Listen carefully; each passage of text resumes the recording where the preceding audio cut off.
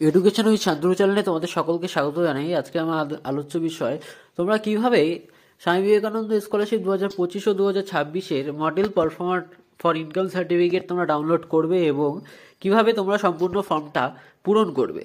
তো দেখো, তোমরা যদি মডেল পারফর্মার 2025 এবং 2026-এ ডাউনলোড না করে থাকো, তাহলে তোমরা model performer for income certificate লিখে যে কোনো একটি ব্রাউজারে সার্চ করলেই কিন্তু প্রথমে তোমাদের এই পিডিএফটি চলে আসবে। পিডিএফটি ওপেন করে কিন্তু তোমরা সেখান থেকে ডাউনলোড করে নিতে পারবে। তাহলে দেখো তোমরা এবার কিভাবে পূরণ করবে। I certify to the best of my knowledge that Shri Kumari বা শ্রীমতী।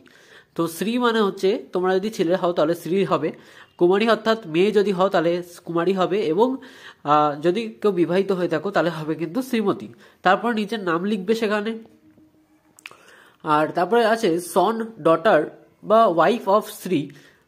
আচ্ছা, এখানে তোমরা যদি মেয়ে হও তাহলে তোমরা লিখবে ডটার, যদি ছেলে হও তাহলে লিখবে সন, ঠিক আছে। ওয়াইফ অফ শ্রী, এখানে বাবার নাম লিখবে। রেসিডেন্স অফ ভিলেজ বা টাউন, গ্রাম বা শহরের নাম লিখবে তোমাদের নিজেদের।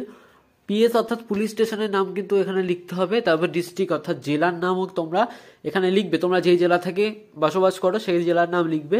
Is known to me for dash, অর্থাৎ এখানে ইয়ার বা মান্থ, কত বছর ধরে। আমাদের কিন্তু ইনকাম সার্টিফিকেট বছরই লাগে, সুতরাং আমরা কিন্তু এখানে বছরই লিখব।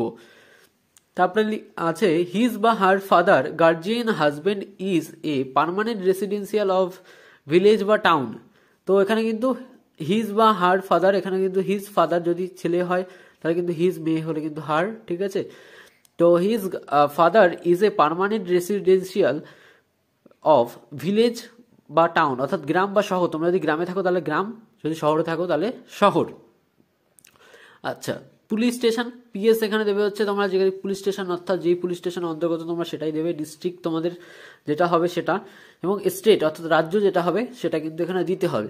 আর বলে রাখি যে ফার্স্টে যে হিজ বা হার ছিল, ঠিক আছে, হিজ বা হার ফাদার বা গার্জিয়ান বা হাজব্যান্ড, এখানে কিন্তু তোমরা যারা বিবাহিত তারা কিন্তু তোমরা হাজব্যান্ডেরটাও দিতে পারো, তাহলেও কিন্তু হবে।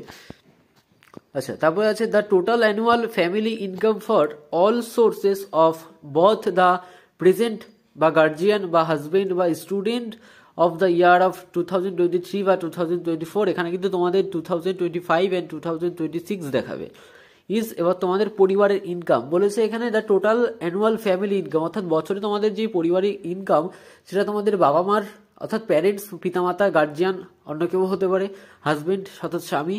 তো এই তিনজনের মধ্যে যে কোনো একজনের থাকলেই হবে। যদি তোমাদের পিতামাতা দাও তাহলে কিন্তু পিতামাতা প্যারেন্টসের উপর টিক চিহ্ন দেবে, দিয়ে তোমরা কিন্তু এখানে যদি তোমরা 60,000 বা 70,000 দাও তাহলে কিন্তু এখানে সুবিধা হবে।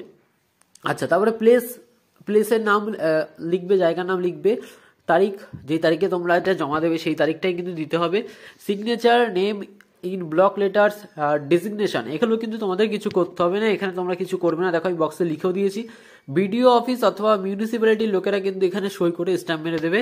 নিচে তোমাদের ফুল অ্যাড্রেস যেটা আছে, তোমাদের বাড়ির ঠিকানা, জায়গা, জেলা, পিন নম্বর এবং রাজ্য, এগুলো কিন্তু তোমরা লিখে দেবে। বিডিও অফিস থেকে কিন্তু বা মিউনিসিপ্যালিটি থেকে কিন্তু দেখো আমি গোল করে যেই জায়গাটা দিয়েছি লাল কালি দিয়ে, সেইখানে কিন্তু ওরা সই করে স্ট্যাম্প মেরে দেবে। তো এই ছিল আজকে ভিডিওটি তোমাদের কেমন লাগলো তা অবশ্যই জানাবে। এসভিএম সিম সংক্রান্ত সমস্ত আপডেট সবার আগে পেতে চ্যানেলটিকে অবশ্যই সাবস্ক্রাইব করে দেবে।